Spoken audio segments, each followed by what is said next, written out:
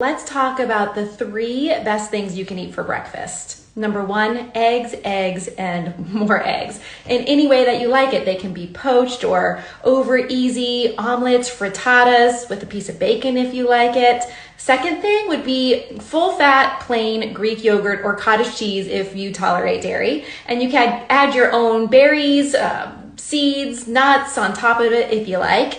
And then number 3 would be a smoothie, but not in the way that you are used to. So get rid of the fruit juice, the frozen mango, the banana, the dates, the regular cow's milk, and instead do this: unsweetened almond or coconut milk, some frozen berries, maybe a little bit of frozen spinach, you won't taste it, and then some kind of protein source like a protein powder, full fat plain Greek yogurt, but about 30 to 40 grams of protein worth.